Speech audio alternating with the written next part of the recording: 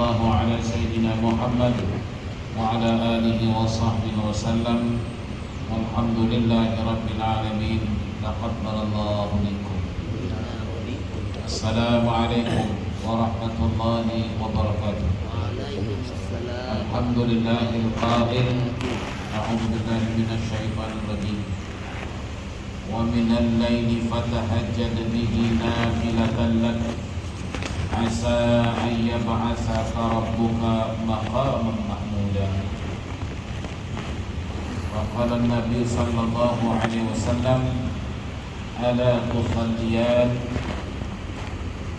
Allah berfirman, bermaksud dan bangunlah pada sebahagian dari waktu malam serta kerjakanlah salat tahajud padanya sebagai suatu ibadah tambahan bagimu. Niscaya Allah Tuhanmu mengangkatmu pada hari akhirat ke makam yang terpuji. Baginda sallallahu alaihi wasallam pernah berkata kepada anak dan menantunya, yakni Sayyidina Ali bersama Fatimah radhiyallahu anha. Nabi mengatakan, kenapa kamu berdua, yakni wahai Ali dan Fatimah, tidak mengerjakan qiyamul lail? Al-Quran surah Al-Isra, surah yang ke-17 ayat yang ke-79. Hadis yang diriwayatkan oleh Imam Bukhari dalam hadis 7027. Demikian juga hadis yang sama diriwayatkan oleh Imam Muslim dalam hadisnya 775. Maha benar Allah dengan segala firman-Nya, benarlah Nabi dalam berbagai sabdanya. Alhamdulillah, bersyukur kita kepada Allah Subhanahu wa taala. Pada kali ini kita diberi kesempatan lagi oleh Allah untuk menghadirkan diri kita dalam majlis ilmu ini. Semoga ilmu yang kita pelajari malam ini pastikan ilmu yang bermanfaat, ilmu yang berguna, ilmu yang dapat menambahkan ketakwaan kita kepada Allah Subhanahu wa taala. Sebab Nabi kita sallallahu alaihi wasallam bersabda, "Man zada ilman wa lam yazdad hudan." Barang siapa yang bertambah ilmunya tetapi dia tidak bertambah dekat kepada Allah, itu menandakan dia bukan dekat kepada Allah, malah semakin jauh. Jadi ilmu ini juga ada merupakan tolak ukur. Kalau memang ilmu yang dipelajari itu ilmu yang bermanfaat contohnya, maka orang berkenaan semakin dekat kepada Allah, semakin bertakwa kepada Allah, semakin cinta kepada Allah. Dari mana hasil itu? Hasil daripada ilmu yang bermanfaat. Tapi kalau ilmunya kata Nabi bertambah, malah dia tidak dekat kepada Allah, itu juga merupakan ukur jarak, membuktikan bahwa ilmu yang didapatinya atau ilmu yang dipelajarinya tidak mendatangkan apa-apa kebaikan. Jadi sekali lagi, pastikan ilmu yang kita dapati ilmu yang baik. Yang baik maknanya apa? Yang semakin mendekatkan kita kepada Allah Subhanahu wa taala, atau disebut dengan semakin bertakwa. Itulah bezanya orang yang berilmu dengan orang yang tidak berilmu. Atau itulah bezanya ilmu yang bermanfaat dengan ilmu yang tidak bermanfaat. Di dalam hadis yang lain Nabi sallallahu alaihi wasallam juga menyebutkan, idza mata banu adam inqata'a 'amaluhu. Manakala mati seseorang kita, maka putuslah bagi kita segala-galanya, illa min thalathin, kecuali yang tak memutuskan 3 perkara. Yang pertama sekali kata Nabi, sedekah jariyah, dan yang kedua ilmu yuntafa'u bih. Nampak tu? Al-ilmu yuntafa'u bih. Ilmu yang bermanfaat ini tidak memutuskan. Kita pernah mengajarkan ilmu kepada seseorang, dan ilmu yang kita ajarkan itu ilmu yang baik, maka orang yang tersebut mengamalkannya, dan kita pula sebagai pengajarnya tadi sudah mati, maka kita sudah mati meninggalkan dunia ini, ilmu yang kita ajarkan itu tetap kita mendapat pahalanya. Apatah lagi orang yang kita ajar pernah ditambahkan lagi, disebar luaskan lagi. Tak dapat kita bayangkan tuan-tuan, contohnya yang mudah Imam Syafi'i rahimahullah. Beliau meninggal. Siapa yang melanjutkan ilmunya waktu itu? Imam Nawawi. Kemudian Imam Nawawi mengajarkan lagi kepada orang ramai sampailah sekarang ini. Hampir setengah dunia ini bermadhabkan Syafi'i. Jadi betapa itu saham akhirat itu melalui ilmu yang bermanfaat.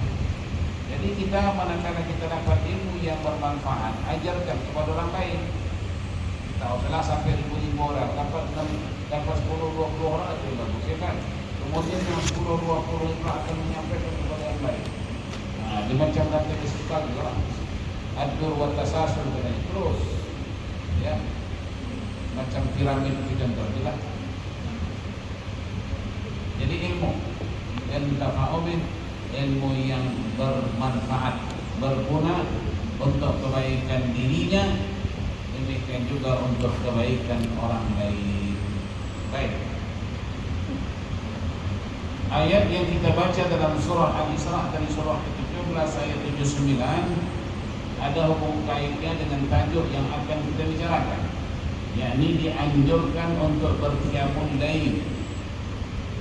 Berqiyamul lail di malam Lailatul Qadar, qiyam Ramadan, tarawih, dan mengerjakan salat-salat sunat di rumah dan seterusnya dan sebagainya.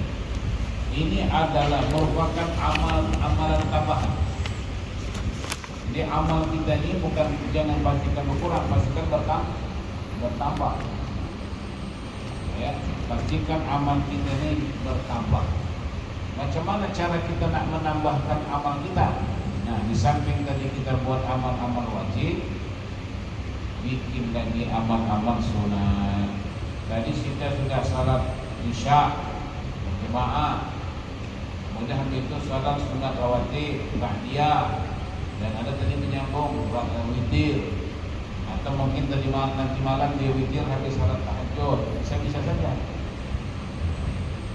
Pertanyaannya Ustaz, kalau saya nanti malam contohnya bangun untuk tahajud, sedangkan saya ini sudah witir, pertanyaannya, bolehkah lagi saya salat witir itu setelah salat tahajud? Sememangnya salat witir itu adalah salat penutup, betul tak? Nah, penutup. Kemudian nanti malam kita bangun, ataupun memang makanya kalau kita sudah ada waktu bangun malam, maka itu postponkan sambil kita tahajud baru. Tapi kalau kita tak bisa jamin yang kita boleh bangun malam ini, umpamanya, maka dibikinnya witir. Oke, kalau tak terbangun selamat tidak.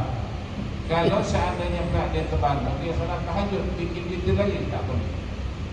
Tak perlu witir 2 kali dalam satu malam tadi. Witir itu cukup sekali sahaja. Jadi witir yang tadi dia okey lah.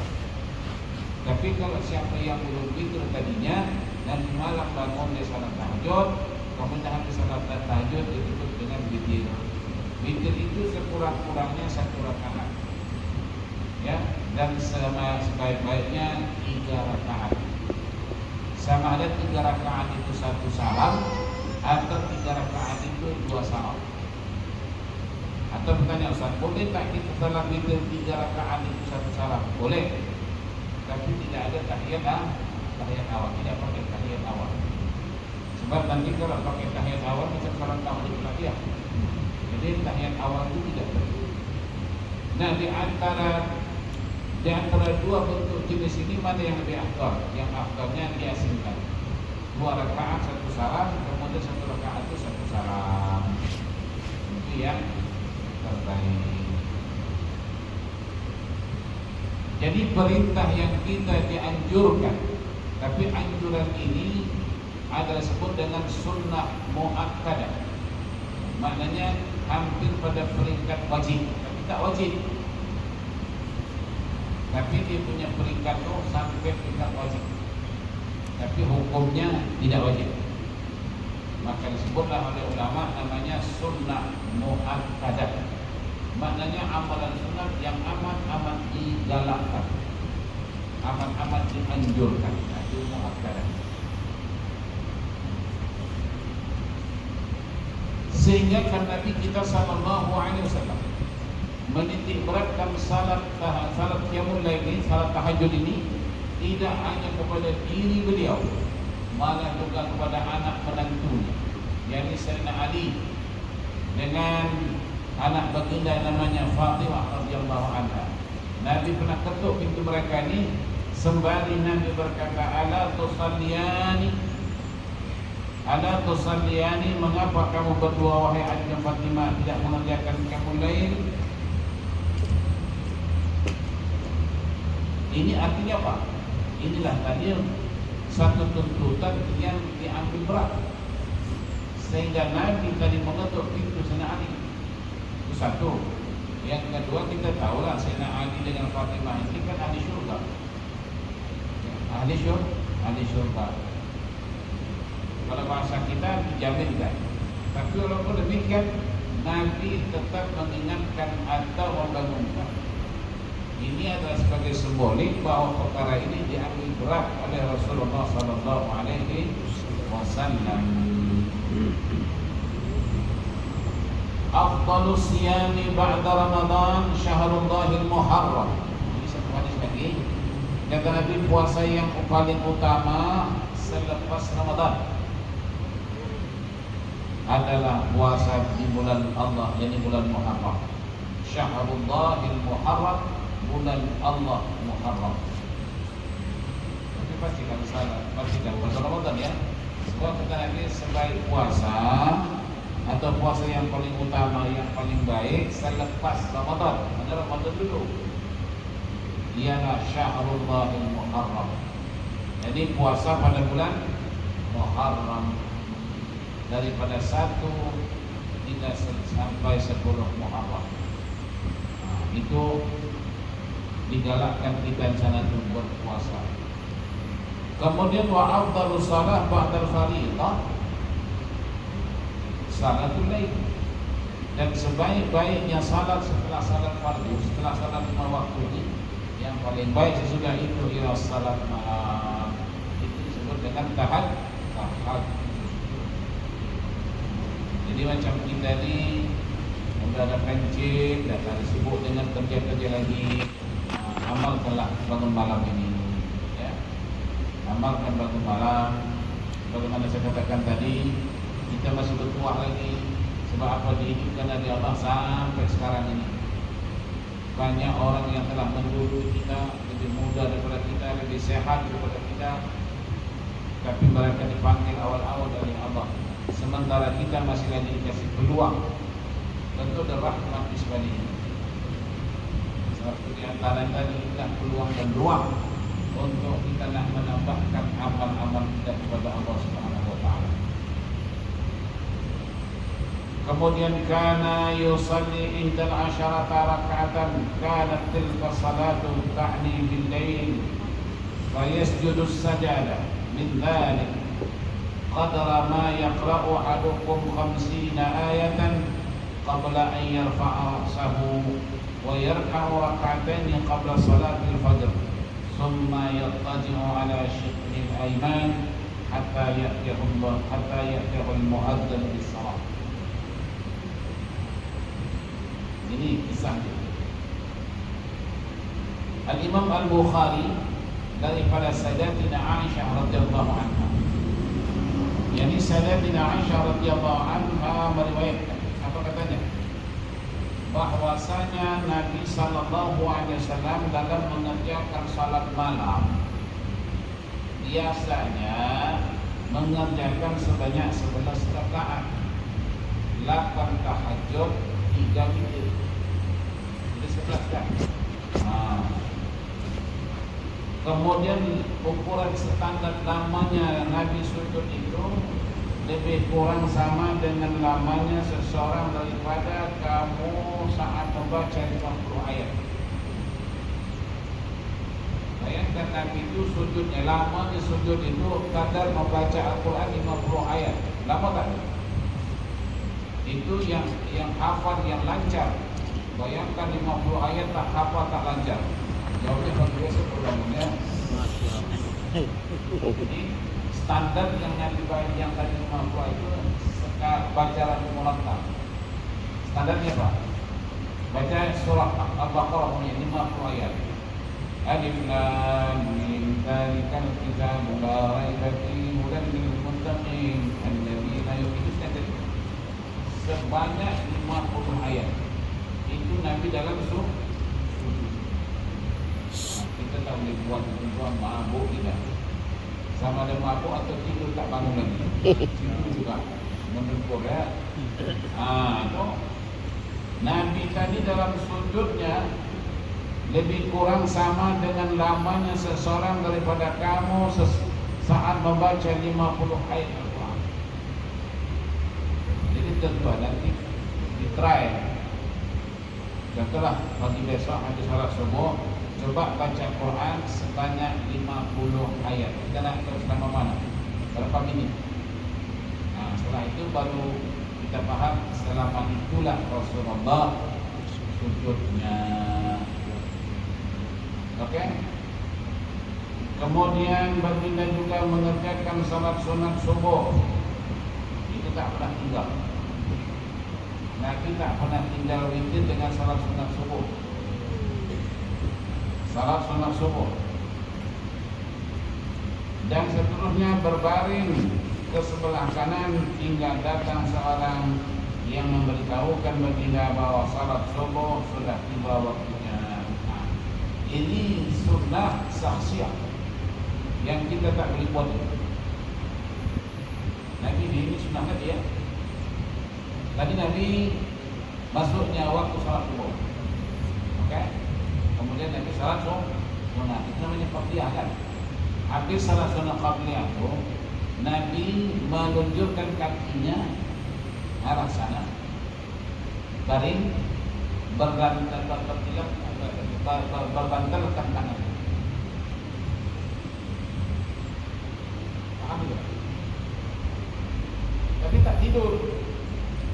Istirahat dengan menunjukkan kaki, menjadikan tangan ini menjadi bantal. Sambil menunggu muaz. Saya ingatkan kepada kita jangan buat. Sebab buat hanya subuh tak payah. Jadi kalau siapa yang boleh buat boleh, tapi saya tak mampu buat. Habis salat sunat subuh baring atau angkat tangan tinggal. Jawabnya lagi enak tidur itu. Jadi itu sunnah sahsiah. Dalam arti kata lain, tidak semua sunnah Nabi itu boleh kita ikut. Nabi setiap kali salat tak pernah tinggal bersujud. Seakan-akan sufi itu bagi Nabi satu benda yang wajib, ada sunnah. Dan contohnya benda ini Nabi umat tak boleh buat. Sebab apa? Laula an asyqa ala ummati la amartuhum bis-siwaki fi kulli salatin wa qira'atil Quran. Kalau seandainya tidak berkeberatan umat, apa itu? Laula an asyqa ala ummati, kalau tidak berkeberatan atas umat kata Nabi, niscaya aku perintah mereka itu bersugi setiap kali salat dan setiap kali baca Quran. Itu amalan Rasulullah. Hatta waktu Nabi nak meninggal tu, ya, Nabi minta kepada Sayyidatina Aisyah agar beliau disusui. Waktu itu Nabi dah tak boleh lagi angkat tangan dan tak boleh lagi nak gigit sugi itu. Kebetulan kata saya sugi itu masih keras lagi. Maka kata saya aku gigit dah itu sugi sampai lembut. Kemudian aku sugikanlah Rasulullah waktu nak meninggal. Di situlah dalam sejarah sebut bahawa air liur Sayyidatina Aisyah dengan Rasulullah bertemu pada waktu nak meninggalnya Nabi. Itu ceritanya kita sugi. Dalam arti kata lain, fadilah sugi itu tidak hanya sekadar menjaga kebersihan mulut, tidak hanya sekadar bentuk pahala, Tapi suki itu fadilahnya di antara apa? Memudahkan roh nak keluar daripada tubuh. Roh itu bukan senang nak keluar. Ya. Oleh karena itu suki itu menjadi satu amalan Rasulullah sallallahu alaihi wasallam. Jadi tadi kata Nabi, "Laula an asyqa ala ummati la amartuhum bisiwaki fi kulli salatin wa qira'atil Qur'an." Kalau tidak berkeberatan atas umat kata Nabi, saya akan tekankan, aku beratkan kepada mereka untuk bersugi setiap kali nak salat, setiap kali nak baca Quran. Amal tak ya. Tapi ini tengok ya. Ini tentunya gigi yang masih asli. Jangan cabut dipasang lagi. Tak ada sunnah lagi. Maka selagi gigi ini melekat asli, tadi telah keluar. Dalam arti kata lain, Allah Subhanahu wa taala tidak mau mensia-siakan gigi. Artinya gigi bagi kita ini bukan sekadar untuk enak mengunyah sesuatu, tapi juga pastikan ada nilai-nilai pahala. Subhanallah. Sebab gigi itu kan mahal harganya. Kita tidak merasakan mahal yang gigi sebab kita punya gigi. Coba kalau nanti gigi tak ada, pergi ke rental. Apa? Rental. Rental. Rental lah. Mungkin kau paham lah. Kalau rental itu sewa kereta ya. Itu jenis lain gigi. Kalau tanam lain, pasang biasa lain. Yang saya tahu gigi yang model tanam saja itu beribu. Satu batang gigi itu sampai 1.500. Nah, ketika itu baru kita tahu nilai gigi yang Allah kasih free. Betul tak? Dan kita pula tidak merasakan gigi ini nikmat sebab kita punya gigi. Coba kalau gigi sudah tak ada, kawan kasih kita makan jengkol, tahu jengkol? Macam mesin basuh, tadi beli di situ jengkol. Di situlah kita rasa nikmatnya gigi. Jadi di sini tadi Allah Subhanahu wa taala, subhanallah, Allah tidak mau apa yang ada pada diri kita ini dalam bentuk yang sia-sia. Gigi jangan hanya digunakan untuk mengunyah enaknya makanan, tapi jadikan juga sumber pahala. Hidung dalam berwuduk itu sunat namanya insya'. Insya' apa? Memasukkan air ke hidung, mengeluarkannya, masukkan keluar, itu namanya insya'. Hukumnya sunat. Kemudian ada lagi namanya mutmadah. Mutmadah apa? Kumur, pahala. Membasuh tangan ini dulu sebelum berwuduk, hukumnya sunat, pahala. Menyelat-nyelati jari kaki, menyelat-nyelat di mana? Di celah-celah jari dimasukkan tangan ini, setelah ini. Untuk nak memastikan wuduk itu basah, wajib. Kalau ternyata dengan tidak diselati wuduk kamu tidak sampai ke kaki, maka menyelat-nyelat ini hukum dia wajib. Tapi kalau sudah mulai sampai, tidak dilakukan lagi, itu jatuh kepada hukum sunat. Kita tengok, ya. Allah Subhanahu wa taala tidak mau kita menjadi Allah Subhanahu wa taala tidak mau kita mendatangkan menjadikan anggota tubuh badan kita ini free. Allah mau semua dijadikan pahala. Sebab apa? Sebab Allah Taala tahu bahwa hidup kita di dunia ini amat singkat sekali.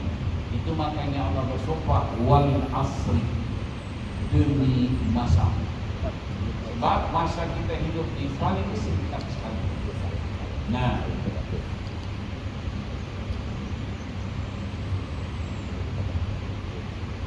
baginda juga mengerjakan salat sunat tadi subuh dan seterusnya berbaring ke sebelah kanan hingga datang seseorang yang memberitahukan baginda bahwa salat subuh sudah tiba waktunya.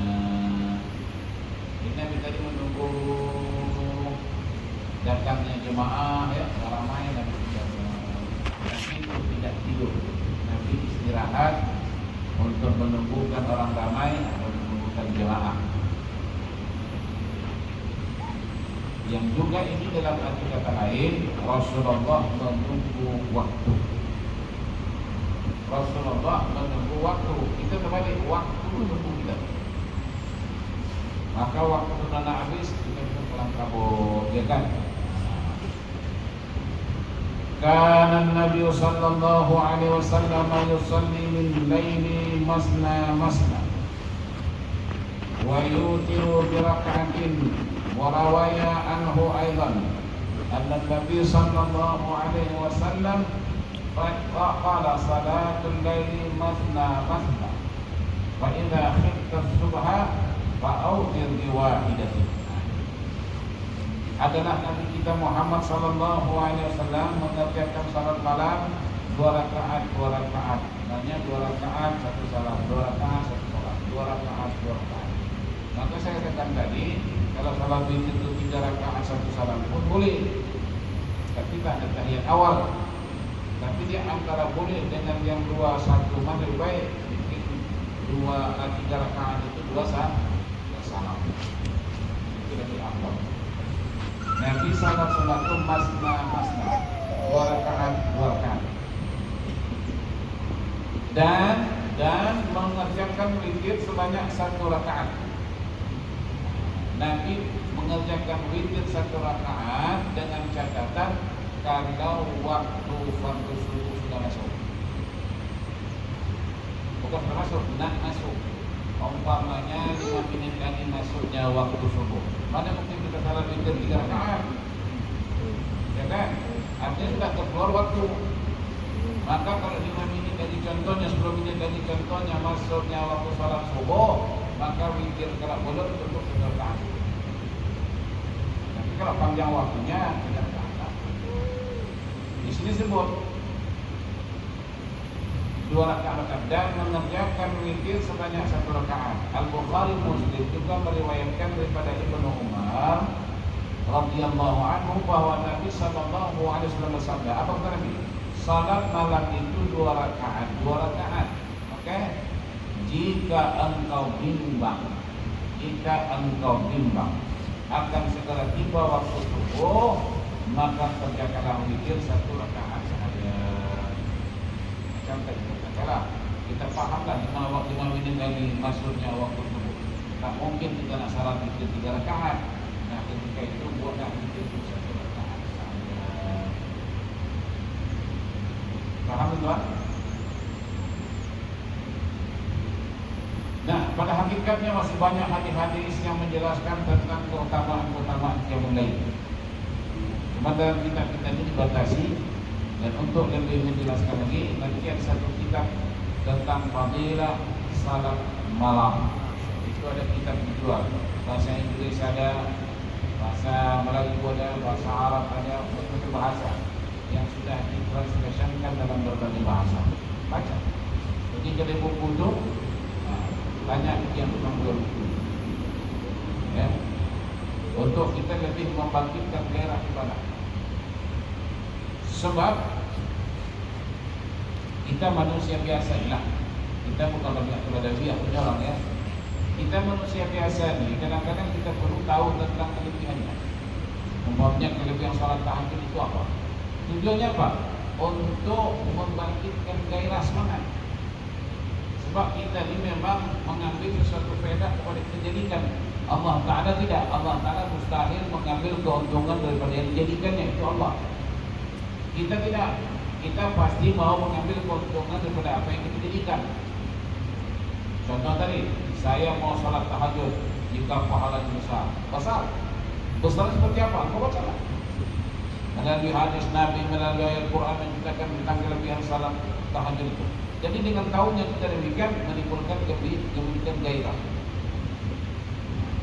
Sama juga kalau kita tahu kerja itu gajinya besar, walaupun resikonya besar, kita buat. Biasanya begitu, kalau kerja itu resikonya besar, gajinya besar. Tapi bahanakan duit, resiko lah. Ini pahala besar, tak ada resiko. Sebab apa tu? Sebab tak nampak pahala itu kan.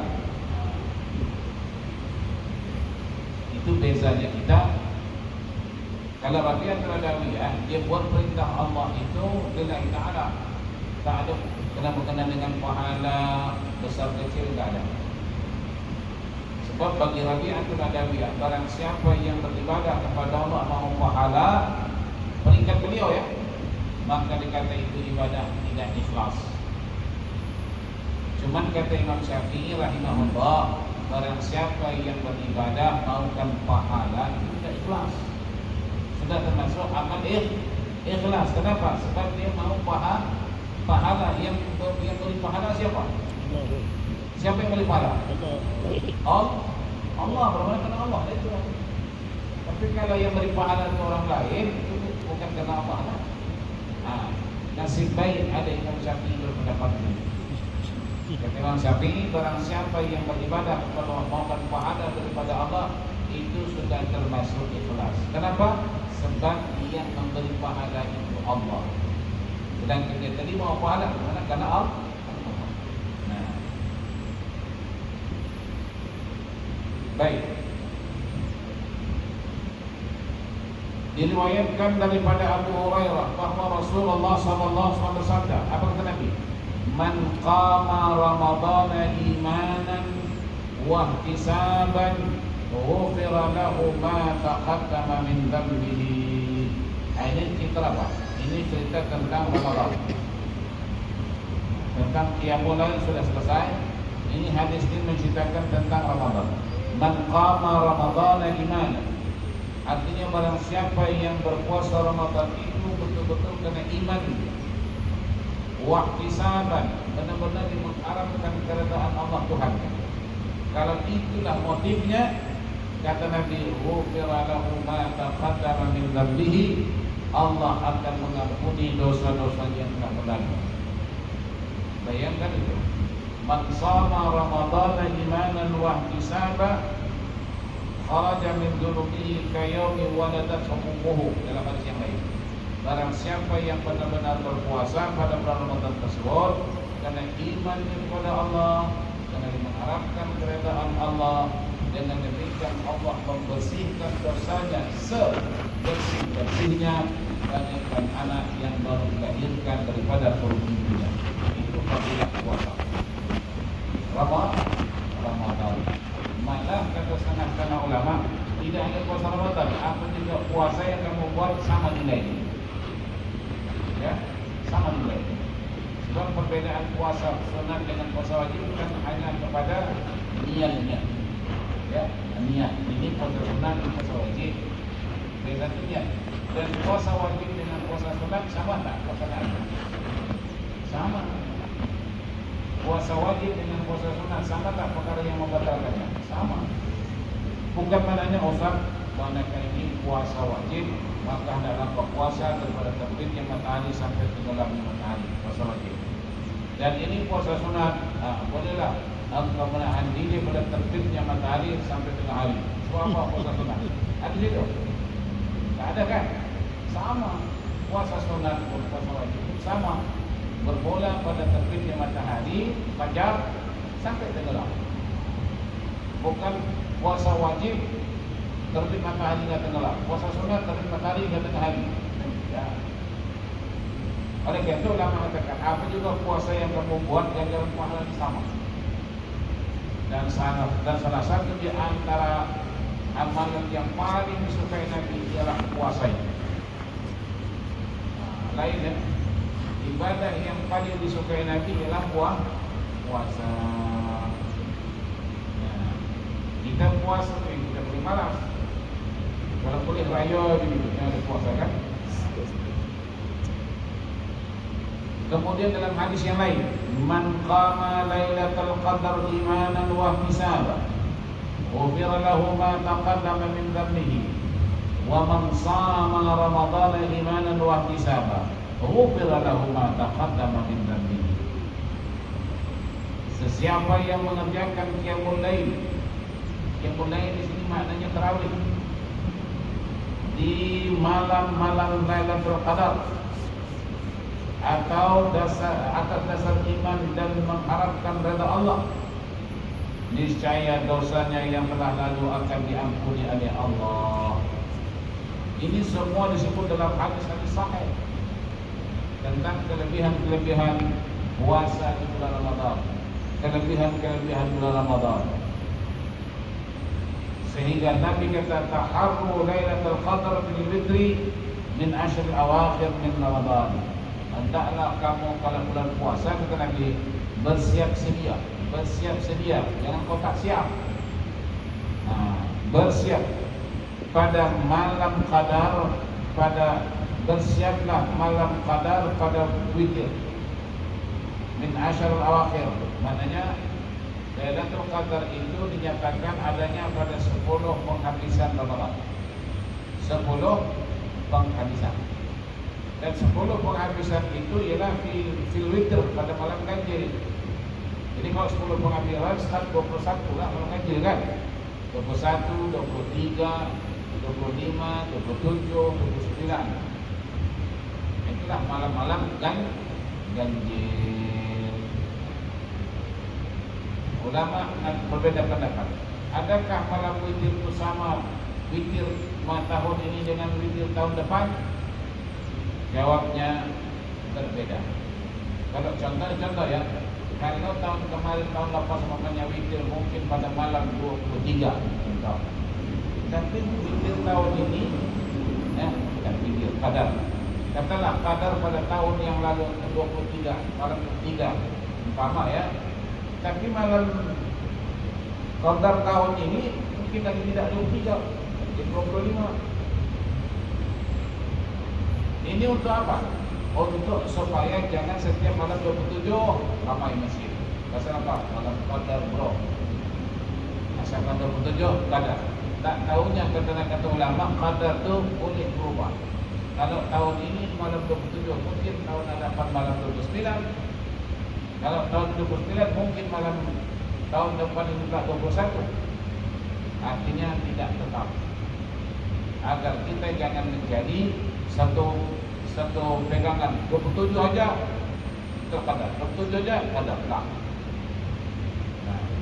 Tapi bagi kita jangan hanya menunggu 10 penghabis Ramadan, melainkan kita start awal Ramadan sampai akhir Ramadan.